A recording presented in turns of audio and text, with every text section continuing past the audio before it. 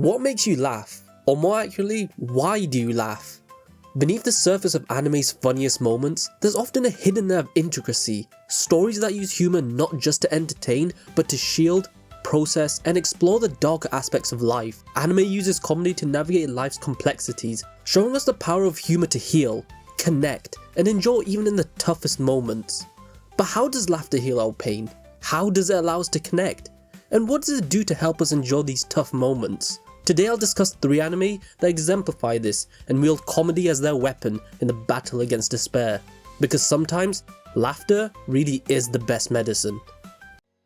At first glance, Gintama might seem like nothing more than a nonsensical comedy, a playground for absurd gags, slapstick humour, and an endless stream of parodies. It feels like a show that refuses to take itself seriously, breaking the fourth wall, poking fun at other anime, its characters, and even the audience themselves. But Gintama is deceptive in its lightheartedness. Beneath the comedic chaos lies a deeply emotional core that delves into the themes of pain, trauma, and resilience. For all its jokes, Gintama is a profound exploration of how we use humour to navigate life's most difficult moments. Also, bonus fact, it's my favourite anime of all time, so please give it a watch. At the heart of this exploration is Gintoki Sakata, this seemingly carefree protagonist who is more complex than his lazy, sugar-obsessed persona suggests. Gintoki's humour, often biting and irreverent, isn't just a personality trait, it's a defense mechanism. As a survivor of the Joy War, a fight between humans and invading aliens, Gintoki carries the weight of immense trauma. He has witnessed the deaths of comrades, the betrayal of ideals, and the destruction of everything he once fought for. His jokes, sarcasm, and indifference are his way of coping, a mask to hide the pain he doesn't want others, or perhaps even himself, to see. This is a deeply relatable concept. How often do we turn to humour as a way to deflect from our struggles? Whether it's making a self-deprecating joke to lighten the mood or laughing in the face of stress, humour becomes a shield against the overwhelming weight of life. Gintoki embodies this universal experience, showing that sometimes the best way to keep moving forward is to laugh, even when the world feels unbearably heavy. But Gintama doesn't just stop at Gintoki. Its supporting cast also reflects how people use humour to cope with their struggles. Kagura, for example, is a bubbly, food-obsessed alien girl whose sunny disposition hides her battles against her violent Yato instincts and the loneliness of being away from her family. Her humour isn't just for the audience's amusement, it's a way for her to hold on to her humanity and resist the darker parts of herself. Then there's Shinpachi, the straight man of the group, who often plays the foil to Gintoki and Kagura's antics. On the surface, he seems like the most grounded of the trio, but beneath his composed exterior lies a young man burdened by the responsibility of taking care of his sister and preserving their family's dojo after the deaths of their parents. Shinpachi's role in the group's comedic dynamic isn't just about creating laughs, it's about finding light in the darkness of his circumstances. What sets Gintama apart from other anime is his ability to balance his deeply personal struggles with its over-the-top humour. The show transitions seamlessly between absurd comedy and emotional depth, often within the same episode. One moment you're laughing at Gintoki's bizarre antics, and the next you're hit with a gut-wrenching scene of him confronting the ghosts of his past. These tonal shifts aren't as jarring as you may think they would be, because they reflect the unpredictability of real life. Joy and sorrow often coexist, and Gintama captures this truth with remarkable authenticity. One of the most poignant arcs that exemplify this balance is the Shogun assassination arc. While much of its story is serious and action-packed, the comedic moments leading up to it add layers of emotional depth. Because we've laughed with these characters and shared in their ridiculous adventures, their struggles and sacrifices hit that much harder. The humour doesn't detract from the weight of the story, it amplifies it by making the characters feel real and relatable. The entire arc leads up to one of the saddest, tear-jerking moments of the show. So, spoiler alert, skip to this time if you don't want to hear this. After the final battle, everything seems to have worked out and the heroes have saved the day. The Shogun, a character that has popped up in the show dozens of times and has always made us laugh with his ridiculousness, is safe.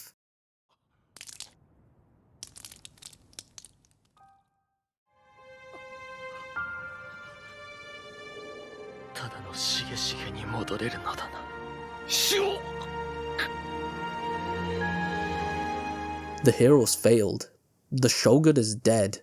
Gintama once again subverts our expectations. It shows once more just how quickly life can change from laughter and happiness into despair. This interplay between comedy and tragedy is something many of us can connect with. Think about the times you found laughter in your darkest moments.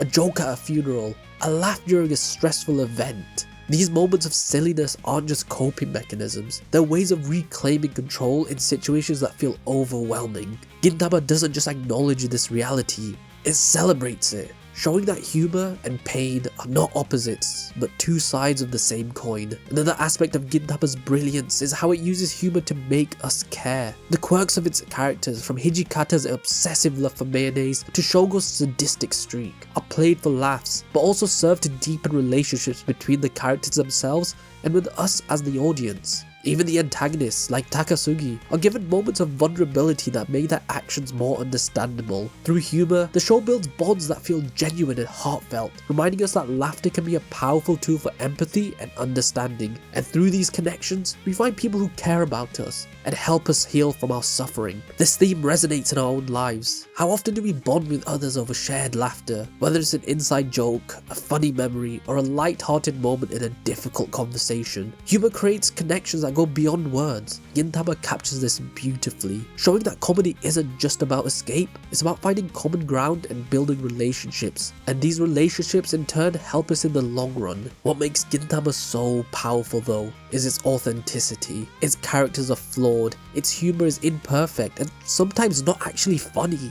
and its emotional beats don't always offer tidy resolutions. But that's exactly what makes it feel so real. Think about all the times you met someone who's not quote unquote normal, or anytime you've told a joke and the room just goes silent. Life doesn't come with easy answers, and neither does Gintama. Instead, it offers a testament to the resilience of the human spirit. It's a reminder that while pain is inevitable, it doesn't have to define us. Through humour, we can find strength, connection, and a reason to keep going. In the end, Gintama isn't just about the jokes or the action. It's about the moments in between. The shared laughs, the fleeting joys, and the quiet strength that comes from weathering life's storms. It's a celebration of survival, showing us that even in the darkest times, there's always something worth smiling about. And sometimes, that smile is enough to remind us that we're not alone in the struggle. For those of us watching, Gintama isn't just entertainment. It's a lesson. It teaches us that it's okay to laugh through the pain, that humour can coexist with hardship, and that even in the chaos of life, there's beauty in finding joy. So while we may not be a samurai with sugar addictions or aliens with gluttonous tendencies, we can all take a page from Gintama's playbook. Laugh loud, love fiercely, and never lose sight of the small absurd joys that make life worth living. So Gintama explored how we can use humour to heal our pains and traumas and help us recover from our past. It also touches on forming connections and bonds and how laughter can help us with that. This aspect of forming bonds is also prevalent in our next anime, A Place Further Than the Universe, which I will be calling Sorayori from now on because I'm not saying A Place Further Than the Universe every single time. However, loneliness is something we've all felt at some point, whether it's sitting alone in a crowded room or feeling like no one really understands us. The weight of isolation is universal, but loneliness isn't always about being physically alone. It's also about emotional distance, that sense of disconnection that can creep into our lives. Sorayori explores this concept beautifully. On the surface, it's an adventurous story about 4 girls traveling to Antarctica, but beneath the icy landscapes and thrilling journey lies a deeply human tale about overcoming isolation, building connections, and finding courage through humour. The show doesn't just make us laugh. It teaches us how laughter can bridge gaps and foster relationships. It's about how humour can break down walls, even when those walls feel insurmountable. Loneliness can come from so many places. For Mari, the protagonist, it stems from a sense of stagnation. Her life feels unremarkable, trapped in the cycle of school and societal expectations. She dreams of adventure, but feels paralysed by fear and indecision.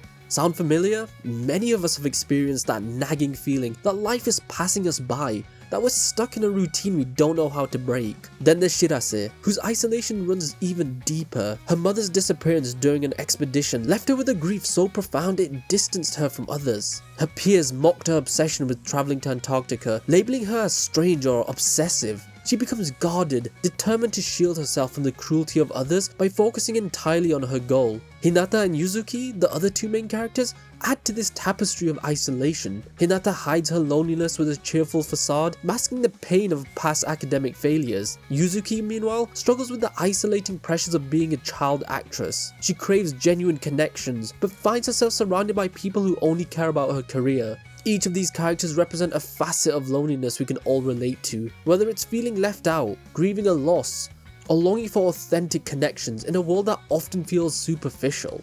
One of the most remarkable things about Sorayori is how it uses humour to address these feelings of isolation. Rather than wallowing in the character's sadness, the show injects moments of levity that feel natural and heartfelt. Humour is often a lifeline in difficult situations, and that's exactly how it functions here. From Mari's clumsy antics to Shirase's overly dramatic declarations, the comedic moments create a sense of warmth and familiarity. These light-hearted interactions are what help the girls begin to bond. Think about your own life for a moment. How many friendships have started with a shared laugh? Humour has a way of cutting through awkwardness and breaking down barriers. It creates an instant connection, a shared understanding that says, we're in this together. That's exactly what happens in the show. The characters might come from different backgrounds and have different struggles, but their laughter becomes the foundation of their friendship. For Shirase, who's been emotionally guarded for so long, these moments of laughter are particularly significant. When she lets herself laugh with the group, it's as though a weight has been lifted. She starts to open up, not just about her dreams, but about her grief. It's a reminder that humour isn't just about making us feel good in the moment, it's also a way of coping, of finding light in the darkness. The humour in Sorayori isn't just about making us laugh, it's also a form of resilience. Life throws challenges at the characters constantly, whether it's the logistical nightmare of preparing for an Antarctic expedition or the emotional struggles they face along the way. But rather than letting these challenges overwhelm them, they meet them with laughter. Take Mari for example. Her boundless enthusiasm and tendency to laugh at her own mistakes make her the heart of the group. Her humour isn't just endearing, it's contagious. It helps the others see their own struggles in a different light, reminding them that it's okay to stumble as long as you keep moving forward. When life gets tough, a sense of humour can make the weight feel a little lighter. It doesn't erase the challenges, but it helps us face them with a bit more courage. Whether it's laughing at a minor mishap or finding something absurd in a difficult situation, humour gives us the strength to keep going. Another key element of the show is how shared experiences, both funny and serious, bring the characters closer together. Travelling to Antarctica is no small feat, and the journey is filled with moments that range from hilarious to heartfelt. One particularly memorable scene involves the girls interviewing other expedition members. It's a moment of pure comedy as they stumble about and cause a bit of chaos, laughing at their own awkwardness. But beneath the humour is something deeper. These shared moments of vulnerability help the girls form a bond that goes beyond words. Some of the strongest connections are built not through big dramatic events, but through small shared experiences. A silly inside joke, a moment of shared embarrassment, or a laugh at something ridiculous. These are the things that bring people closer. For Shirase, Mari, Hinata, and Yuzuki, these moments of shared laughter become the foundation of their friendship. They teach us that even in the face of life's biggest challenges, it's the small, joyful moments that matter most. So what can we take away from all of this? First, Sorayori reminds us that humor is a powerful tool for building relationships. When we laugh with others, we're not just sharing a moment of joy, we're creating a connection that can help us through even the toughest times. The show also teaches us the importance of stepping outside our comfort zones. For the characters, the journey to Antarctica is a literal adventure, but it's also a metaphor for taking risks in life. Humour plays a role in this too. It makes the challenges feel less intimidating and the inevitable missteps less embarrassing. Finally, the series is a reminder that it's okay to rely on others. Loneliness can make us feel like we have to face everything alone, but Sorayori shows us that we're stronger together. By sharing laughter, struggles and dreams, we can build connections that make life's journey a bit brighter. In the end, Sorayori isn't just a story about adventure, it's a story about connection. It's about finding the courage to reach out, to laugh together, and to face life's challenges as a team. It's a reminder that even in the coldest, most isolated places, whether that's Antarctica or the loneliness we sometimes feel inside, a little humour and a lot of friendship can make all the difference. And isn't that something we could all use in our own lives? Sora, Yori and Gintama, through their laughs, have woven stories of the beauty of laughter. Their mixture of seriousness and humour tells tales of healing and friendship. Well, our next anime doesn't do any of that. In fact, it actively puts its characters in more pain and suffering to make us laugh. Unlike the previous two anime, KonoSuba is a pure comedy with little to no serious moments. So you may be asking, but Raz, if nothing is serious in this anime, how do you expect to analyze it? By reading between the lines. On the surface, KonoSuba is the ultimate comedic fantasy romp, a hilarious absurd parody of isekai tropes that delight us in his character's chaotic antics and questionable morality, but dig a little deeper and overthink the scenes a little too much, and it becomes clear that KonoSuba is more than just a laugh out loud adventure. Beneath its layers of ridiculous humour lies a subtle exploration of darker themes like failure, societal pressure, and existential uncertainty. What makes KonoSuba unique is how it uses humour not to ignore these struggles,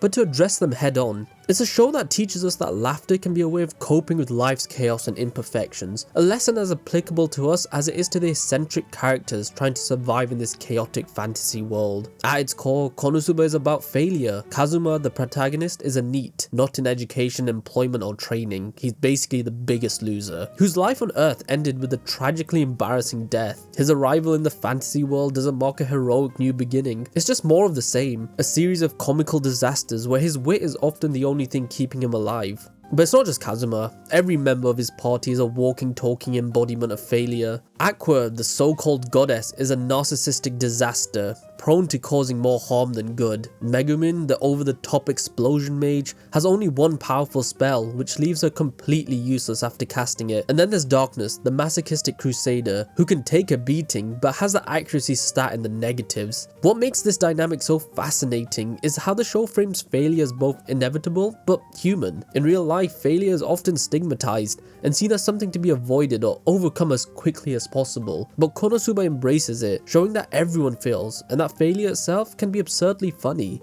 Who hasn't had moments where everything seems to go hilariously wrong? KonoSuba reminds us that these moments don't define us. Instead, it's how we react to them, whether it's by laughing, learning, or simply pressing forward. Another theme woven into KonoSuba's comedy is the pressure of societal expectations. Kazuma's life before his untimely death was a reflection of modern society's grind, constant pressure to achieve, succeed, and meet the world's standards. When he's given a second chance in a fantasy world, it seems like an opportunity to finally break free of those expectations. Yep, he finds himself caught in similar struggles. While Kazuma's no hero, his moral compass is famously skewed. He often finds himself thrust into roles and responsibilities he didn't ask for. The townspeople expect him to fight monsters, protect the city, and save lives, even though he's just a guy trying to get by. Aqua 2 constantly pressures him to fix her messes, reinforcing the idea that even in a world of magic, escaping expectation is no easy feat. She is somewhat seen as a failure of a goddess. The townsfolk often speak about Aqua with the highest of respect and see her as the perfect goddess. This is in stark contrast to what she's actually like, showing how sometimes it's hard to live up to the ideals of how others see us and want from us. So how does KonoSuba address this? Well, with humour of course, how else? The absurdity of Kazuma's predicaments, whether he's trying to fend off an overpowered cabbage or deal with Aqua's harebrained schemes, reflects how overwhelming and ridiculous expectations can feel in real life.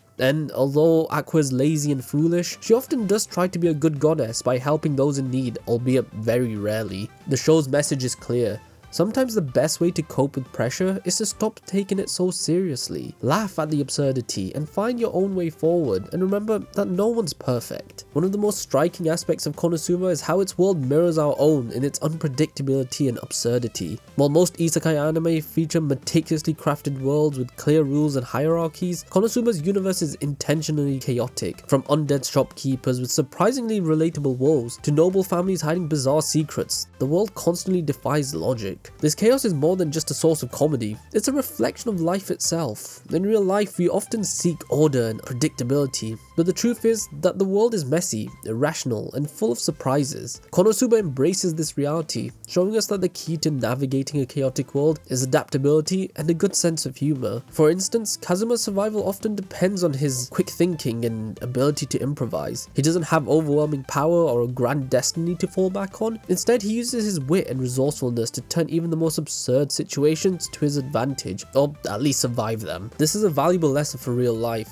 Things don't always go according to plan, and sometimes the only way to deal with life's curveball is to laugh, adapt, and make the best of it. The beauty of KonoSuba's characters lies in their imperfections. Kazuma is lazy and self-serving, Aqua is vain, Megumin is overly dramatic, and Darkness is, well, hilariously masochistic. None of them fit the mold of traditional heroes, yet their flaws are what make them so relatable and endearing. In many ways, their dynamic is a reminder that no one is perfect, and that perfection isn't necessary to succeed, or even to be happy. Each character's flaws are balanced by their strengths, and together they form a team that, while deeply dysfunctional, somehow works. This is a powerful message for anyone who's ever felt like they're not good enough. KonoSuba shows us that it's okay to be flawed, to struggle, and to rely on others. In fact, it's those very flaws that lead us to the funniest and most memorable moments, both in the show and in real life. Perhaps the most profound aspect of KonoSuba is how it uses humor as a way to cope with hardship. While the show is undeniably a comedy, its characters face real struggles, Aqua's insecurities, Megumin's loneliness, Darkness's unfulfilled ideals, and Kazuma's existential frustrations. Humor doesn't erase these struggles, but it helps the characters and the audience navigate them.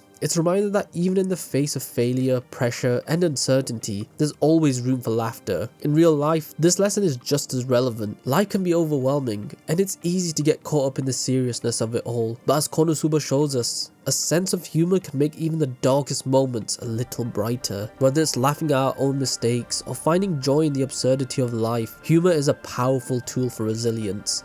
At its heart, KonoSuba is a celebration of imperfection, adaptability, and the human ability to find joy in the most unexpected places. Its humor isn't there for just laughs. It's a reminder that life is messy, chaotic, and sometimes downright ridiculous, but that's what makes it worth living. By embracing failure, defying expectation, and finding strength in flaws, KonoSuba teaches us that we don't need to be perfect to be happy. Sometimes all it takes is a little laughter, a lot of resilience, and the courage to keep moving forward no matter how absurd the journey might be. And isn't that what life's really about? As we wrap up, let's take a moment to reflect on what these incredible anime teach us about humor and the human spirit. In the intro, I posed a simple idea. Laughter can be a lifeline even in the darkest times. And through the worlds of Gintama, A Place Further Than the Universe, and KonoSuba, we've seen how humor isn't just about making us laugh, it's about helping us live. Gintama shows us how comedy can be a shield, a way to confront trauma and carry on even when the past weighs heavily on us. A Place Further Than the Universe reminds us that laughter and shared moments can break through isolation and bring people together in ways that heal the heart. Meanwhile, KonoSuba proves that in a world full of chaos and imperfection, humor helps us embrace the absurdity of life and find strength in our flaws.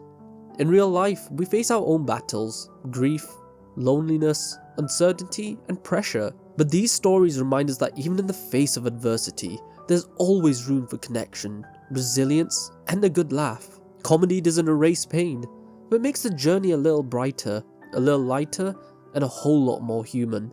So, whether you're navigating the chaos of life, searching for connection, or healing old wounds, remember this. Sometimes the best way to keep moving forward is to laugh, because as these stories show, humor isn't just about coping, it's about living.